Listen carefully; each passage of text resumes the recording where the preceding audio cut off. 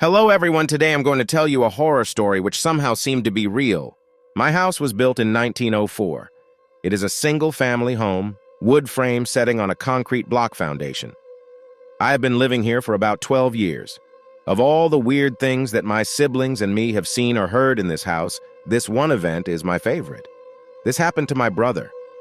About 10 years ago, my brother and his best friends had started a garage band playing mostly Spanish rock. Alternative music, but in Spanish. His friends could only get together on Sunday afternoons. They would practice into the early evening. They would usually call it quits by 8 p.m. This was the time I usually showed up and went to bed, because I worked the graveyard shift.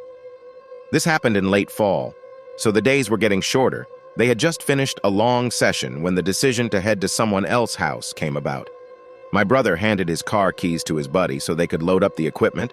Everyone had filed out of the basement.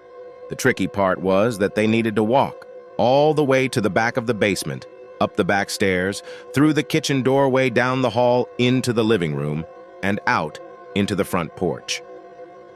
Everyone was outside sitting in my brother's truck waiting for him. My brother was walking up the back stairs when he remembered that he had left his pancakes in a to-go container sitting on a speaker in the basement.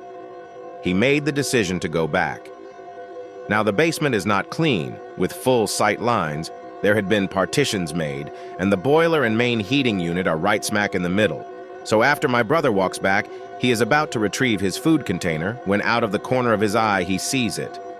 It is a shadowy figure, right at his peripheral vision. This feeling of dread and uneasiness washed over my brother.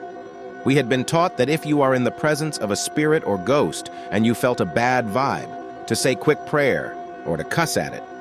My brother chose the latter. He basically just told it, "Hey, fuck you. I don't have time for this shit." My brother started to walk to the back of the basement and briskly up the stairs, closing doors and turning off lights as he was walking out.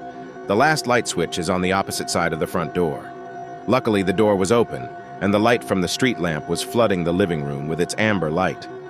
My brother said he felt something at his back, but at no point did he turn around. As he flicked the last switch, the living room went dark as the rest of the house. As he stepped out, he pulled on the door, closing it behind him. Still holding his food container in one hand, he jogged down the few porch steps. He walked towards the front gate. Our house resides far from the main street, essentially having a large front yard but no rear garage. As he closed the gap between himself and his friend-laden truck, he kinda smiled and thought things over in his head, mad at himself for spooking out when there was no reason.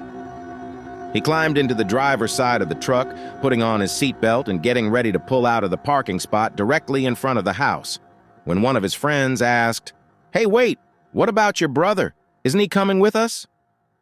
My brother answered, "What do you mean? He went to work early tonight. He is already gone.